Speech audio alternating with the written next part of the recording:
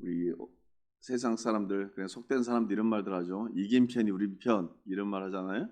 하지만 우리는 신앙의 긴 여정을 또 힘차게 달려가고 때로는 걸어가기도 하고 때로는 또 걸어가기도 합니다. 또 때로는 그 자리에 주저앉을 때도 있어요. 신앙의 긴 여정 동안. 그러나 우리는 늘 한결같이 선택의 기로에 섰습니다. 어느 편에 설 것인가? 잠언서는 우리에게 두 가지 길을 제시합니다. 지혜의 편에 설 것인가? 아니면 어리석은 편에 설 것인가? 여러분들은 어느 편에 서고 싶습니까? 여기 앉아 계신 분들이 다 나는 어리석은 편에 서고 싶습니다. 어리석은 자리에 앉고 싶습니다. 어리석은 편을 들고 싶습니다. 이렇게 말하고 싶은 사람이 없지 않습니까? 하지만 우리는 인생을 살다가 지혜가 없기 때문에 우리는 지혜의 편에 선 것 같지만 또 때로는 어리석은 편에 서 있을 때가 있습니다. 그쪽으로 기울일 때가 있죠. 그래서 우리는 지혜가 필요한 거죠. 오늘 본문의 말씀에 이러한 내용이 담겨져 있습니다. 너희는 여성 지혜를 맞이할 것인가 아니면 여성 어리석음을 맞이할 것인가. 여기서 누차 여러분들에게 말씀드리지만 지혜는 의인화된 겁니다. 자, 의인화된 이 지혜를 여러분들은 여성 지혜 이 어느 누구를 맞이할 것인가 이렇게 여러분들에게 질문을 던지는데 오늘 본문이 내용은 이렇습니다. 두 여자가 나와요. 두 여자가 길을 지나가는 남자들을 초대를 합니다. 두 여자 하니까 얼른 짐작이 가지죠. 지혜 있는 여인, 어리석은 여인. 크게 이렇게 볼 수가 있습니다. 1절에서부터 6절까지는 지혜 있는 여인에 대해서 말을 하고 있고 13절에서부터 18절은 어리석은 여인에 대해서 말하고 있습니다.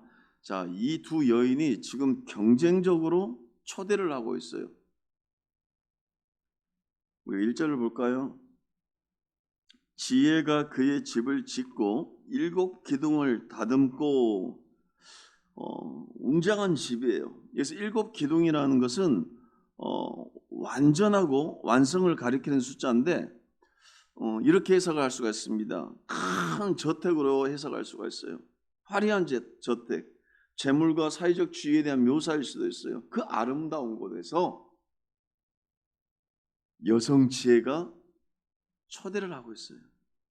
그런데 그냥 큰 집에서만 초대를 하는 것이 아니라 큰 축제를 준비하고 있어요. 2절을 볼까요? 짐승을 잡으며 오늘날 시대에도 우리가 어느 파티를 한다거나 또 중요한 행사 때는 아무래도 고기를 잡지 않습니까?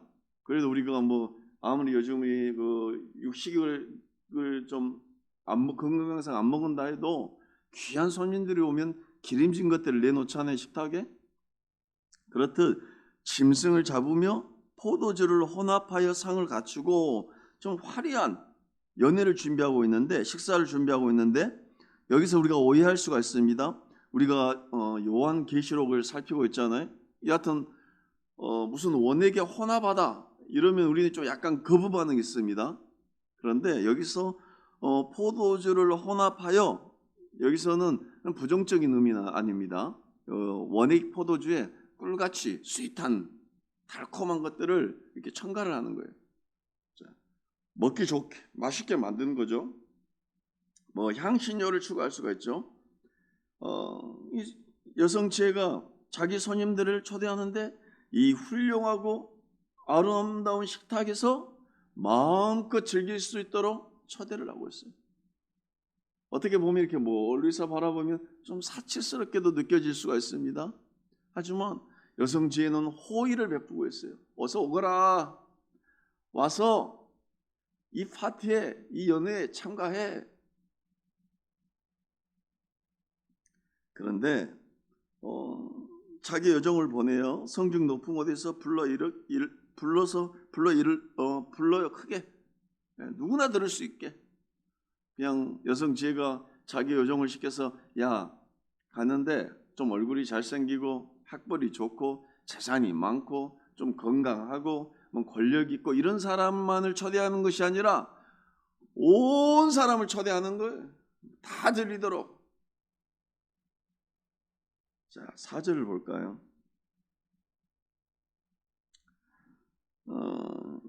이 그녀는 마음이 부족하다고 불리는 어리석은 자들에게 말하고 있어요. 어리석은 자는 이리로 돌이키라. 또 지혜 없는 자에게 이르기를 너는 와서 내 식물을 먹으며 내 혼합한 포도주를 마셔라. 이렇게 말했어요. 지혜로운 자들도 아니고 미련한 자들도 아니고 이 미성숙한 자들이에요. 그러니까 지금 이게 보면 어떤 의미가 담겨져 있냐면 뭐 잘나고 뭐 똑똑하고 뭐 이런 것들이 아니라 이게 어느 조건이 없는 거예요. 사실은 부족하고 어리석은 사람이 돌이켜라. 가는 길을 돌이켜서 이곳에 와라. 지금 이런 거예요. 왜 그럴까? 왜? 이 여성지혜가 왜 초대를 할까요? 의문점이 생기지 않습니까? 자신의 편으로 돌아서라는 거예요. 그리고 그녀는 그들에게 지혜를 가르치기를 원해요. 자, 볼까요? 6절을 볼까요? 어리석음을 버리고 생명을 얻으라. 명철의 길을 행하라 하느니라. 네.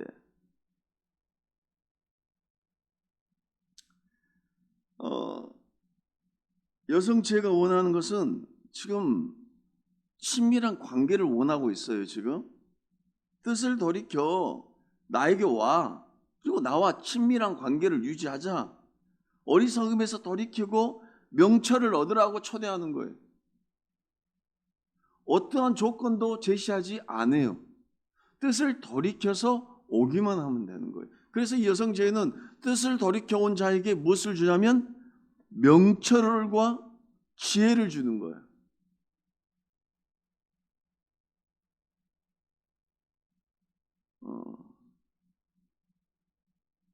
그리고 7절에서부터 12절은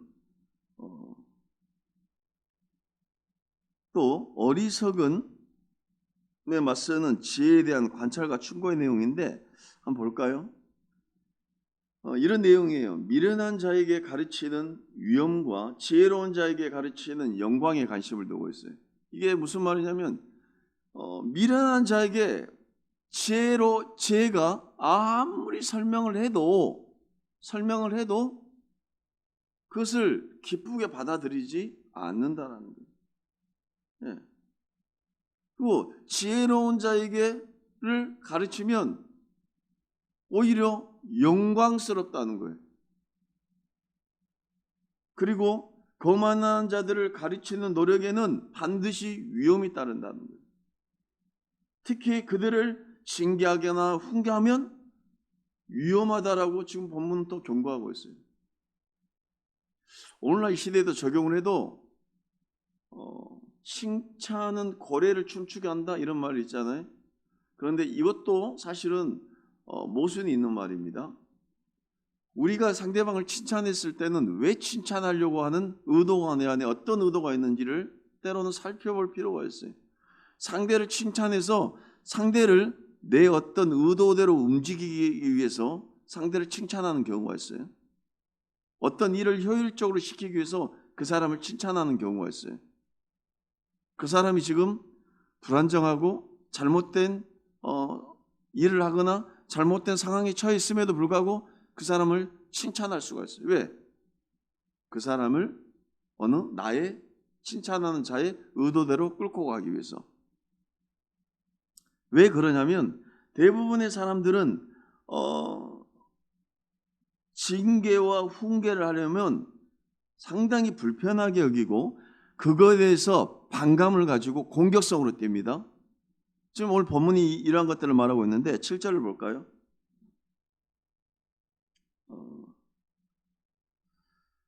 거만한 자를 징계하는 자는 도리어 능욕을 받고 악인을 책망하는 자는 도리어 흠이 잡히느니라. 거만한 자를 징계하는 자는 오히려 능욕을 받는다는 거예요.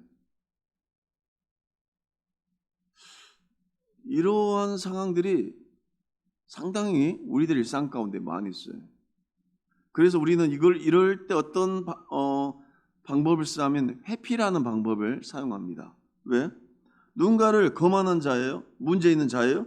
징계하려고 하는데 오히려 내가 능력을 받을까 봐 겁이 나는 거예요. 그래서 그럴 때 어떻게 합니까? 회피를 해버리는 거예요. 또 뭘까요? 악인을 책망하는 자는 도리어 흠이 잡히느니라 하는 거예요. 이런 경우도 많이 생기죠. 8절을 볼까요? 거만한 자를 오히려 성경은 책망하지 말라고 말하고 있어요. 그가 너를 미워할까 두려우니라. 그런데 지혜 있는 자를 책망하라. 그가 너를 사랑하리라. 그러면 내가 지혜가 있다라 하면 어떤 책망에 대해서 어떤 반응을 일으켜야 될까? 오늘날 시대 책망을 듣기 싫어하는 시대에 우리가 살고 있지 않습니까? 성경 우리에게 이렇게 명확히 말하고 있어요. 잠언의 가르침이기도 하죠. 정직하게 비판을 듣고 반응하는 능력이 긍정적인 개인의 성장에 상당히 중대하다라고 잠언은 말하고 있어요. 부모가 자녀를 훈육을 해요. 부모가 자녀를 권면할 수가 있어요. 훈계할 수가 있어요. 그럴 때 이 자녀가 어떻게 받아들일 것인가? 이런 문제도 우리가 걸려 있을 수가 있고 직장에서도 마찬가지예요. 직장의 권위자 상사가 나에게 권면을 할 수가 있고 징계를 할 수가 있고 훈계를 할 수가 있고 또 가르칠 수가 있죠. 그런데 우리는 어떻게 반응할 것인가? 그런데 대부분의 사람들은 여기서 7절에 거만한 자라고 그랬잖아요. 미련한 자입니다. 하지만 사람들은 내가 미련하지 않다고 생각을 하는 게 문제인 거예요. 내가 지혜가 있다라고 생각하는 게 문제인 거예요. 내가 너보다 더 많이 안다. 여기서부터 교만이 나오거든요. 인간의 교만이.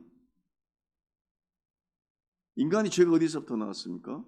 내가 하나님과 같이 동등한 존재로 설 수 있다라는 것. 거기서부터 제가 시작을 했잖아요. 내가 지혜롭다라는 것. 내가 알고 있는 것이 전부다라는 것. 그게 진리다라는 거예요.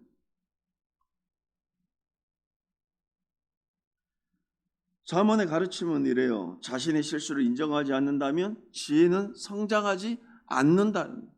자신의 잘못을 실수를 인정해라고 그러는 거예요. 거기서부터 발전이 있을 거다 이러는 거예요. 비판을 듣지 않으면 변화되지 않는다. 영원히 동일한 실수를 반복할 운명에 처한다. 잠언은 우리에게 명확히 말하고 있어요. 이 말씀이 참으로 우리에게 교훈이 되는 것 같아요. 정직한 비판을 들어야 돼요. 그리고 정직한 비판에 반응하는 능력이 우리에게 있어야 돼요. 그것도 이 반응한 능력이 긍정적인 반응이 있어야 돼요. 이게 개인의 성장에 중대한 영향력을 준다고 잠언은 말하고 있어요, 우리에게. 그리고 우리 실수를 인정해야 돼요. 우리는 늘 실수할 수밖에 없는 존재예요. 왜? 연약하니까. 무지하니까. 그런데 실수를 인정하면 돼요. 인정하면 성장을 하니까. 그리고 비판을 들어야 돼요. 비판을 안 들으면 계속해서 내가 가고 있는 그 길이 옳다고 가는 거예요. 잘못된 길일 수가 있죠. 그러니 영원히 동일한 실수를 반복할 수밖에 없다라는 거예요.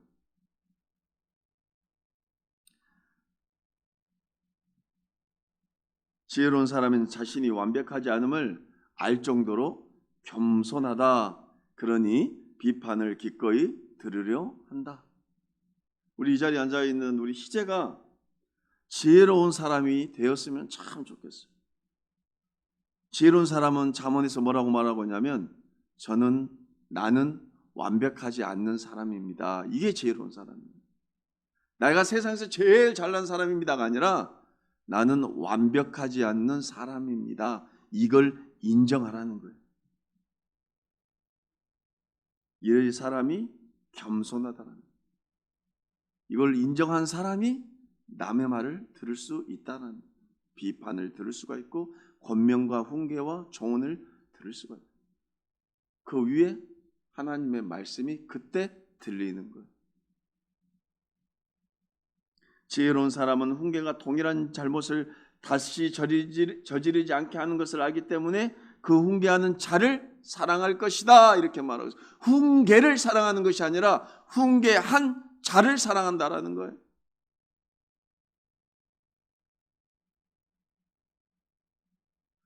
그러니까 명확히 말해서 충고는 어떤 거냐면 미성숙하고 어리석은 자들에게만 주어지는 게 아니에요. 그 자들에게는 사실 주어지는 게 아니에요. 사실은 지혜로운 자들을 위한 거예요.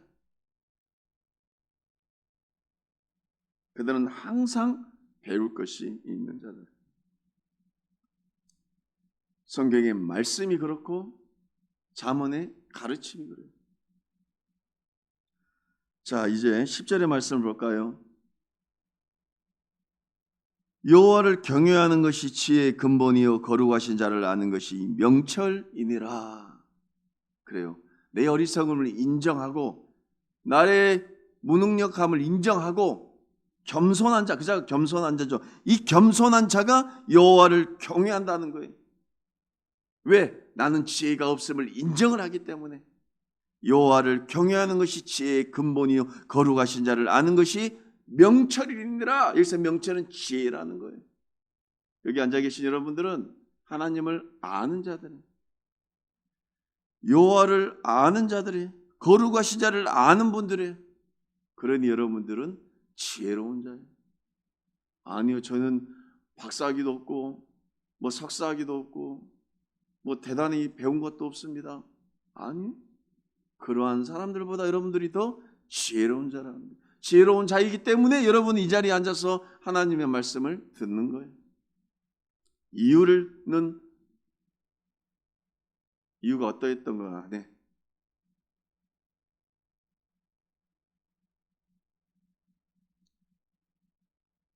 여러분들, 경외함이란 것은 어떤 것입니까? 단순한 존중이라고 생각하신가요? 아니요. 뭐 공포라고 생각하신가요? 하나님이 무서운 존재입니다. 이게 경외함입니까? 아니면 아이고 제가 하나님을 존중합니다. 하나님을 믿습니다. 뭐 이런 단순한 뭐 하나님을 존중의 표현, 이게 경외함이라고 생각하신가요? 아니요. 진정한 경외함은 내 자신보다 하나님이 강하시고 위대하시고 하나님만이 나의 주인이 되십니다. 지혜의 근본이십니다라고 인정하는 것이 경외함인 겁니다. 경외함이 있는 자가 사실은 순종이 있는 거죠. 경외함이 지혜의 근본이며 여호와를 떠나서는 어떤 지혜도 없다는 것을 인정하는 것이 경외함인 거예요. 자, 11절에서는 나 지혜로 말미암아 내 날이 많아질 것이요 내 생명의 해가 내게 더하리라. 내가 만일 지혜로우면 그 지혜가 내게 유익할 것이나 내가 만일 거만하면 너 홀로 해를 당하리라. 1인칭 발언으로 이렇게 말을 했습니다.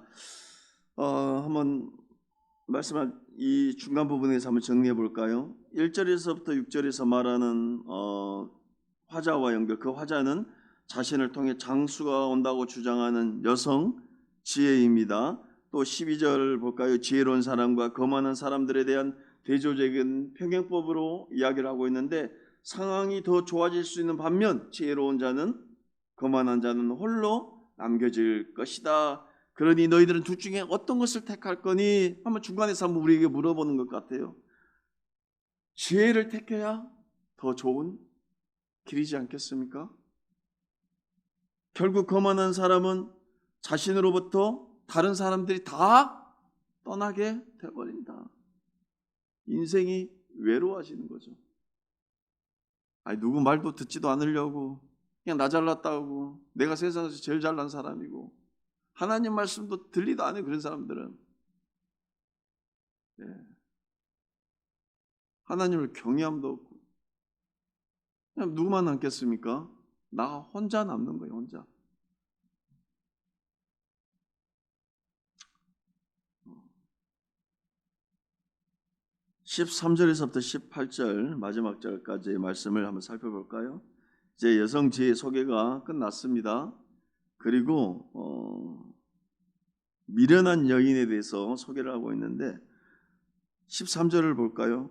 미련한 여인이 떠들며 어리석어서 아무것도 알지 못하고, 여하튼 제가 지난 시간에도 말했지만 성경에서는 부정적인 묘사로 떠들다, 시끄럽다, 혼란스럽다, 이건 다 부정적인 표현입니다.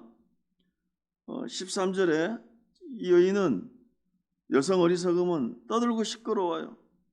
혼란스러워요. 뭔가를 쭉 교란시켜요. 막 잡음이 많아요. 잡음이. 밥맛이죠. 이런 사람들을 보면. 또 그녀는 무지해요. 얼마나 무지하면 자신의 무지도 인식하지 못. 내가 내 자신이 무식한 줄도 몰라요. 무지한 줄도 모르는 거예요.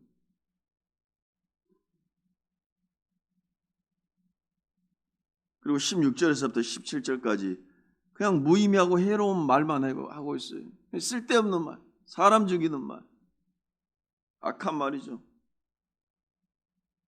근데 재밌는 구절이 있습니다. 14절에 자기 집 문에 앉으며 성 높은 곳에 있는 자리에 앉아서, 이 여인도 상당히 사람들이 잘 들리는 곳에 올라와서 사람들을 유혹하고 있어요.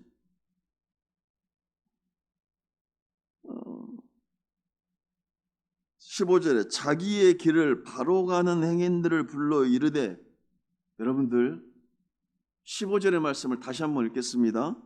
자기 길을 바로 가는 행인들을 불러 이르되, 길이란 것은 무엇인가요? 잠언서에서 말한 길은 신앙의 여정, 인생의 길입니다. 그런데 이 인생의 길을 잘 가고 있는 사람을 부르다. 뭔 말입니까? 꼬드기는 거예요. 꼬드기는 거예요.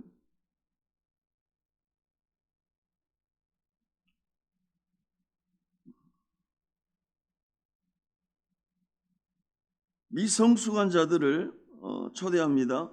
그리고 결정의 필요성을 강요해요. 너희들이 어디를 선택할 것이니? 그런데 이 여인은 17절과 18절 볼까요? 나쁜 여자예요. 어리석은 여자죠. 16절 어리석은 자는 이리로 돌이키라. 또 지혜 없는 자에게 이르기를 도둑질한 물이 달고 몰래 먹는 떡이 맛이 있다 하는도다. 이게 생각해 보세요. 나쁜 여자 아닙니까? 이것만 봐도 도둑질한 물이 달고 몰래 먹는 떡이 맛이 있다. 속임수죠.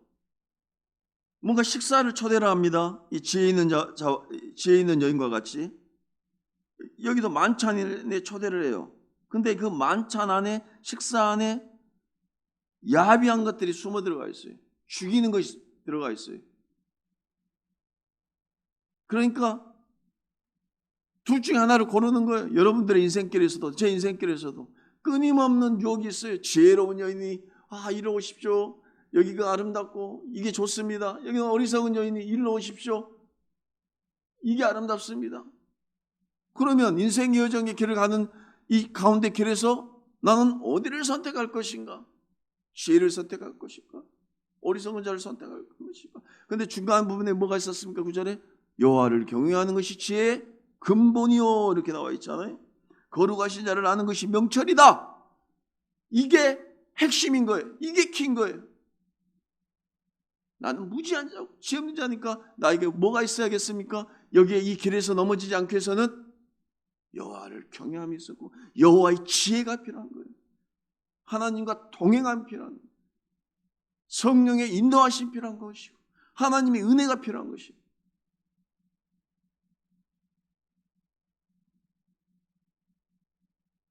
(18절에) 어떻게 기록되어 있습니까? 오직 그 어리석은 자는 죽은 자들이 거기 있는 것과 그의 격들이 수울 깊은 곳에 있는 것을 알지 못하느니라. 죽는다는, 죽는지도 못하고 모르고 그 길로 넘어진다. 말씀을 정리할까요? 우리는 우리가 걷는 길이 있으면 이 길은 삶의 여정이라고 말씀드렸습니다. 그리고 우리 인생의 긴 신앙 여정 가운데 늘 결정의 필요성이 있어요. 어디를 선택할 것인가? 오늘 본문은 여러분들에게 여성 지혜를 선택할 것인가? 여성 어리석음을 선택할 것인가? 그리고 잠언서는 끊임없이 우리에게 말하고 있지 않습니까? 누구와 식사를 할 것인가? 지혜인가? 어리석음인가? 너의 인생에 가장 필수적인 것이 어디인가? 어리석음인가? 어리석음이 될 것인가? 아니면 지혜로운 자가 될 것인가? 지혜는 누구인가요? 말씀을 결론 맺어볼까요? 지혜는 누구인가요? 여러분들 입으로 한번 고백해 볼까요? 지혜는 누구인가요? 지혜. 하나님이 우리들의 지혜가 되십니다. 잠언서는 우리에게 말하고 있습니다. 여기서 지혜는 여호와의 속성을 인격화한 거예요. 여호와 자신을 인격화한 겁니다. 여성 지혜가 여호와라면 성 높은 곳에서 집을 가진 여성, 우리를 유혹하는 어리석음은 누구를 가리키는 건가요? 누구를 가리키는가요? 어리석은 사상과 어리석은 행동, 또 무엇이 될 수가 있는가요? 원수 마귀, 또 우리를 유혹하는 사악한 것들, 또 무엇이 될 수가 있는가요? 물질이 될 수가 있고, 탐욕이 될 수가 있고, 음란이 될 수가 있고, 끊임없이 우리들은 삶의 긴 여정 가운데 어떤 것을 선택해야 될지 이 고민에 또 결정을 해야 될 상황에 늘 놓여 있습니다. 잠언서 1장 7절 우리가 시작할 때, 잠언서의 강의를 시작할 때 명확히 살펴보았어요. 여호와를 경외하는 것이 지식의 근본이다. 사랑하는 성도 여러분, 중간길은 없습니다. 두 여자 가운데 어느 하나와 관련되어 있습니다. 지혜를 선택할 것입니까? 어리석은 자를 선택하실 겁니까? 여러분들이 지혜롭다는 것은 여호와와 하나님과 관계를 맺는 자처럼 행동하는 것이 지혜롭습니다. 이 자리에 앉아있는 우리 사랑하는 희재가 하나님과 관계를 맺는 자처럼 살아간다면 우리 희재는 지혜로운 자가 될 겁니다. 그 모습을 보고 이 육신의 아버지도 기뻐할 거고 하나님도 기뻐하신다는 거예요. 반대로 부모를 슬프게 하던 자들은 자신들이 미련한 자들임을 보이는 거예요. 여기서 미련한 자는 어떤 자입니까? 여호와랑 하나님이랑 관계를 맺지 않는 자처럼 행동한 것. 이 자가 미련한 겁니다. 다시 한번 여러분들에게 정리하여 말씀드리겠습니다. 지혜로운 자는 하나님과 관계를 맺는 자처럼 살아가는 자가 지혜로운 자이고, 미련한 자는 하나님과 관계를 맺지 않는 자처럼 살아가는 자가 미련한 자라는 거예요. 여러분들 어느 편에 설 것입니까? 하나님 편에 서실 건가요? 아니면 하나님 반대편에 서실 건가요? 늘 하나님 편에 서서 그분과 관계를 맺어가는 우리 모두가 되기를 주님의 이름으로 소망합니다. 기도하겠습니다.